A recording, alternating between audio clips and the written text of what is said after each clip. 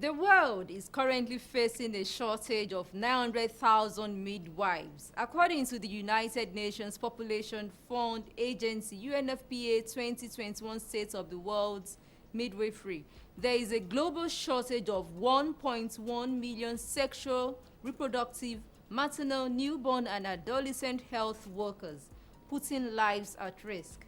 This is our focus today on Sound Health. I am Olasumbo Modupe. Welcome.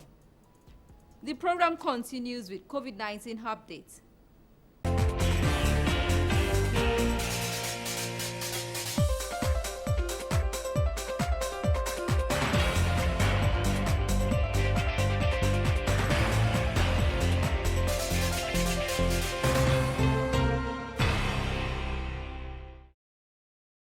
The World Health Organization and the Swiss Confederation has signed a memorandum of understanding to launch the first WHO BioHub facility as part of the WHO BioHub system. This facility will enhance the rapid sharing of viruses and other pathogens between laboratories and partners globally. The facility based in Switzerland will serve as a center for the safe receipt, sequencing, storage, and preparation of biological materials for distribution to other laboratories in order to inform risk assessments and sustain global preparedness against these pathogens. Currently, most pathogen sharing is done bilaterally between countries and on an ad hoc basis, which can be slow and leave some countries without access to the benefits and tools. The BioHub will enable member states to share biological materials with and via the BioHub under pre-agreed conditions, including biosafety, biosecurity, and other applicable regulations. This will ensure timeliness and predictability in response activities. About 90 travelers who recently visited or arrived from India, Brazil, and Turkey have been declared potential health hazards to the society. The Presidential Steering Committee on COVID-19 said the identified individuals failed to observe the newly instituted mandatory protocols put in place against the spread of the coronavirus pandemic. According to a statement, the list, which contains names of 27 Indians and 63 Nigerians, arrived Nigeria through the Murtala Muhammad International Airport in Lagos and the Nnamdi Azikiwe International Airport in Abuja, the Federal Capital Territory. According to the PSC, while the affected airlines are Ethiopian Airline and Qatar Airways, the 27 Indian violators were categorized as unregistered. The statement gave the dates of their arrival to be between May 8 and 15, noting that they evaded the mandatory 7-day quarantine for persons arriving from restricted countries. To date, more than 166,000 cases of COVID-19 have been confirmed, while over 156,000 cases have been discharged and 2,067 deaths have been recorded in 36 states and the Federal Capital Territory. Globally, there have been over 166.8 million confirmed cases of COVID-19, including above 3.4 million deaths reported to WHO. More than 1.5 billion vaccine doses have been administered.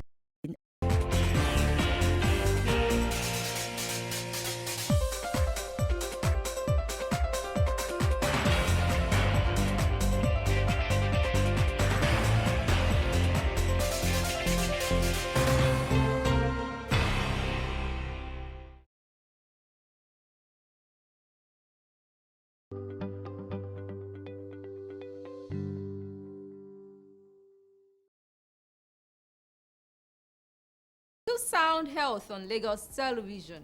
UNFPA says a capable, well-trained midwife can have an enormous impact on childbearing women and their families, an impact often passed on from one generation to the next.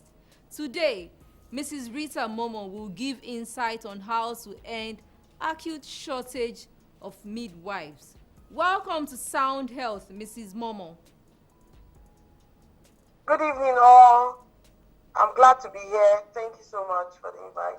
Mrs. Momo is a lead midwife with the Wellbeing Foundation Africa.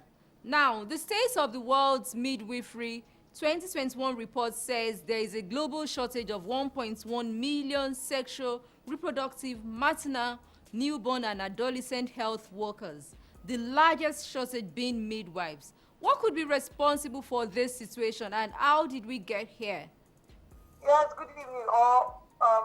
Number one, I think one of the major shortage we have is because one, the income of people. Now, education is quite expensive now in Nigeria. For an individual, either a female or a male, to get into the school of midwifery, the person has to pay school fees, which is now high. And when that fee is high, a lot of people that want to study those courses will not be able to go to school to study those courses. That's the first issue. Few people are able to pay this high cost of fee to go into school to study this course. And then another reason is most people feel that midwifery is just a female course.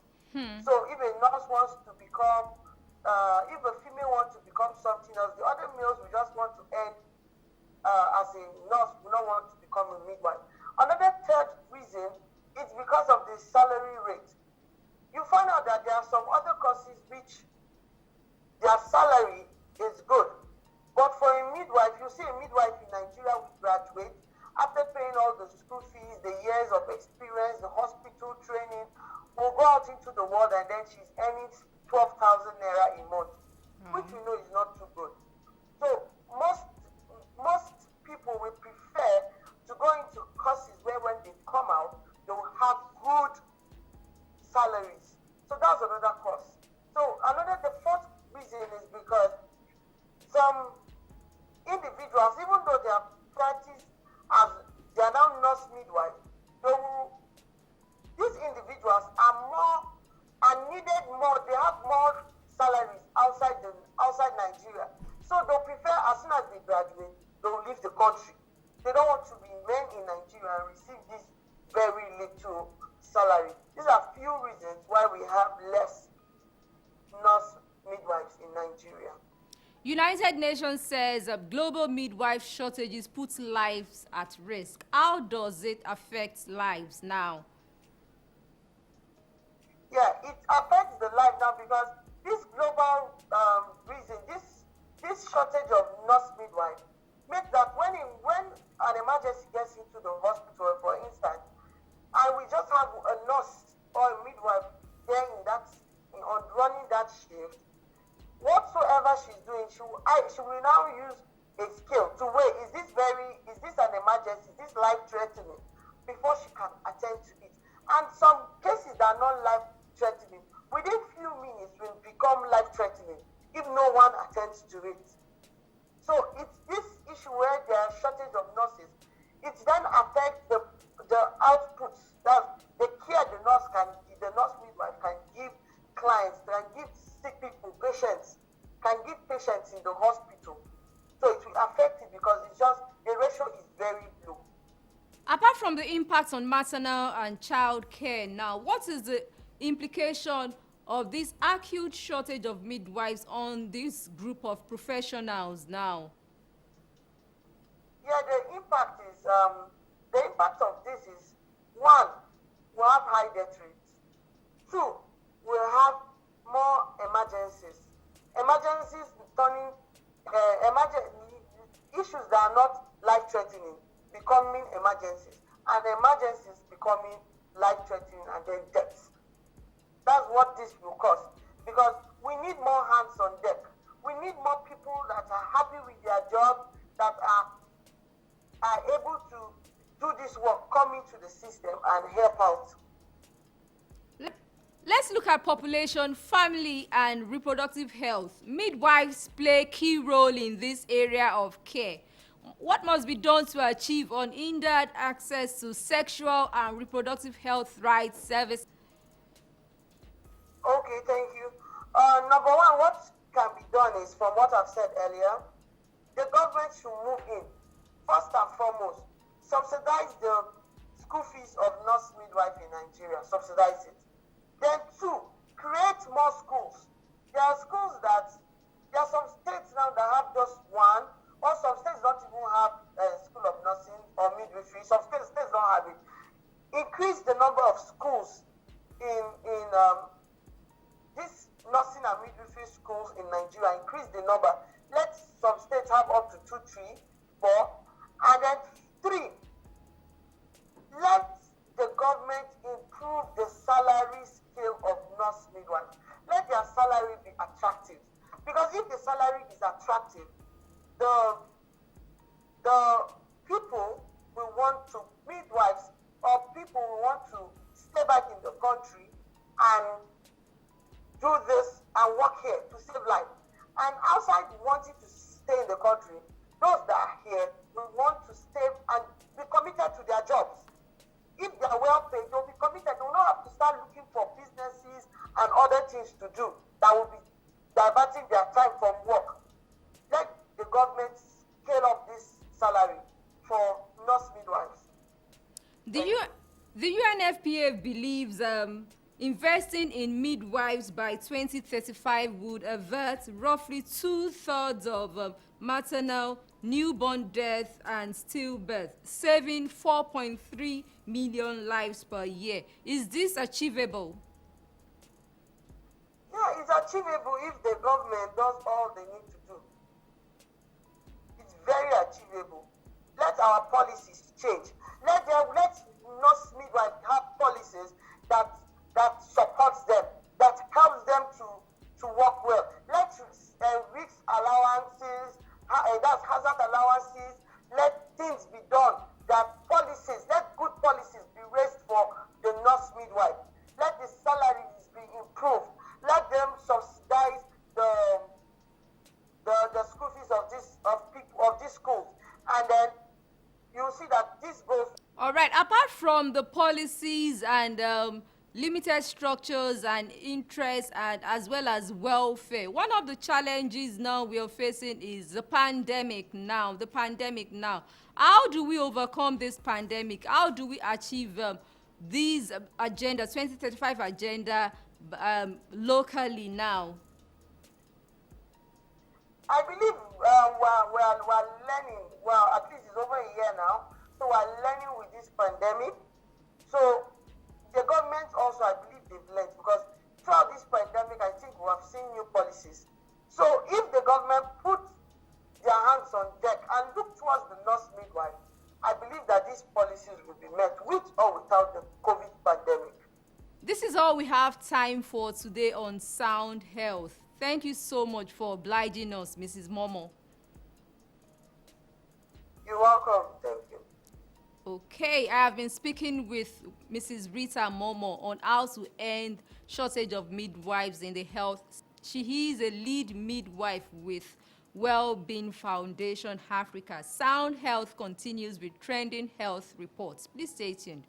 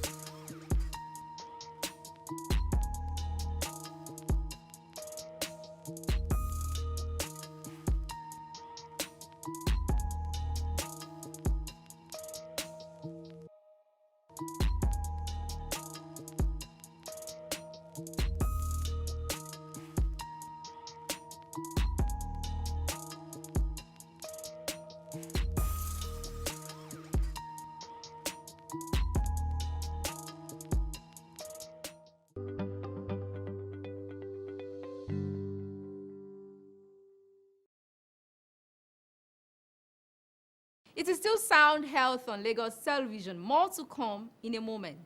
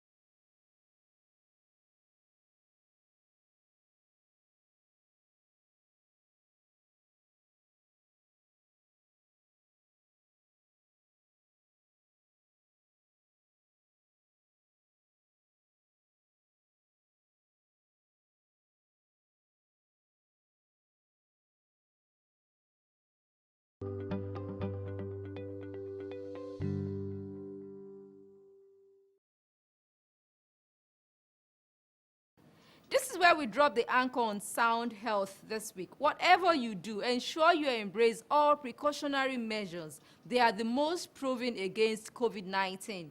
Stay safe always. For comments and inquiries, please send SMS to 0035826603 or follow us on social media at LTV Social, #Sound Health.